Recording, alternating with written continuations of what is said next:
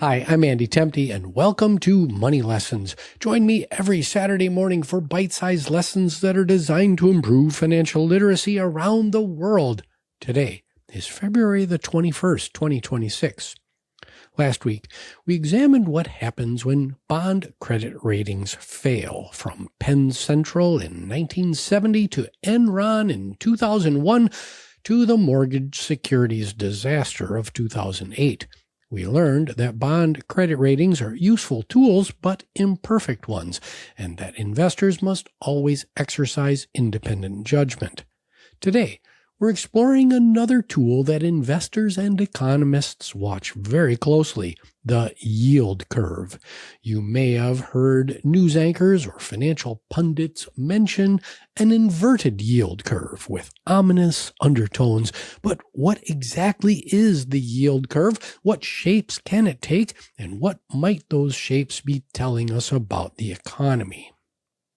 So, what is the yield curve? Well, back in our January 24th episode on bond yields, we discussed yield to maturity, the total annualized return an investor earns by holding a bond until it matures. The yield curve takes this concept and plots it against different time horizons. So imagine drawing a simple graph. On the horizontal axis, place time to maturity, from short-term treasury bills maturing in 3 months all the way out to 30-year treasury bonds.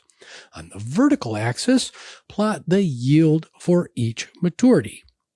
You connect those dots that you have on the page, and voila, you have a yield curve. Now, why are we using treasury securities? We do that because they carry minimal credit risk. They are backed by the full faith and credit of the United States government. This means that the curve reflects pure time preferences and expectations without the complication of the credit spreads that we've discussed in earlier episodes. So, what's the normal curve? Under typical economic conditions, the yield curve slopes upward from left to right. Short-term bonds yield less than long-term bonds, and this makes intuitive sense.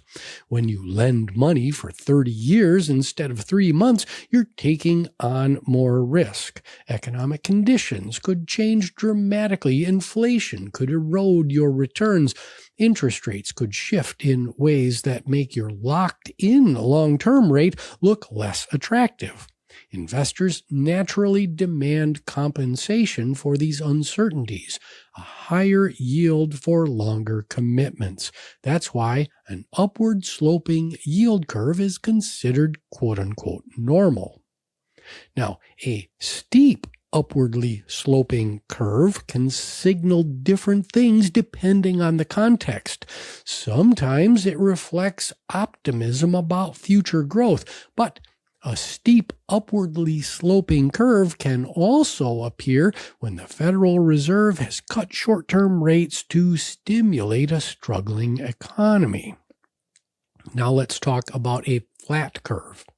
Sometimes the curve flattens. Yields across different maturities converge towards similar levels. A flat curve often signals a transition period. The economy may be shifting from growth to slowdown or vice versa. Think of a flat curve as the market expressing uncertainty. Investors aren't quite sure whether conditions will improve or deteriorate. It's kind of a holding pattern, waiting to see which direction things will break. Now, we talk about the third type of curve, the inverted curve. And here's where things get interesting and historically significant. An inverted yield curve occurs when short-term yields exceed long-term yields. The curve slopes downward from left to right. Why would investors accept lower yields for locking up their money for longer time horizons? The answer lies in expectations. If investors believe economic conditions will deteriorate, that a recession is coming, they expect the Federal Reserve to cut interest rates in response. They're willing to lock in today's long-term rates, even if those rates are lower than current short-term rates, because they expect rates will be even lower in the future. An inverted yield curve reflects pessimism about near-term economic prospects. Now, here's what makes the inverted yield curve so closely watched. It has preceded every U.S. recession since the 1970s. The yield curve inverted before the recessions of 1980, 1981/1982, 1990/1991, 2001, and 2007 to 2009. The 2007 inversion offers a particularly instructive example. The yield curve first inverted in early 2006, roughly 22 months before the Great Recession officially began in December of 2007. Investors who recognized this signal had nearly 2 years of warning before the worst economic downturn since the Great Depression.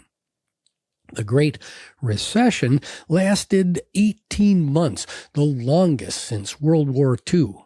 Real gross domestic product fell 4.3%.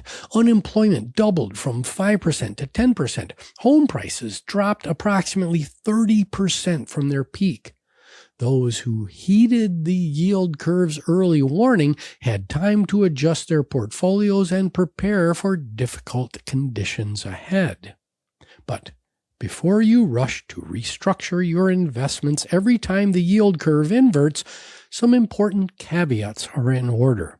First, the timing is highly variable. The lag between inversion and recession has ranged from just a few months to nearly 2 years.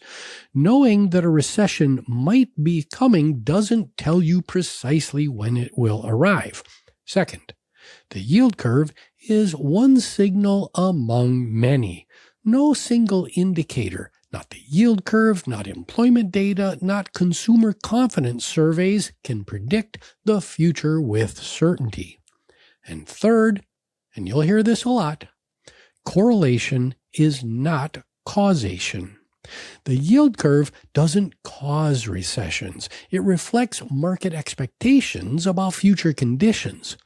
Those expectations can be wrong, and economic circumstances can change in ways that no one anticipates.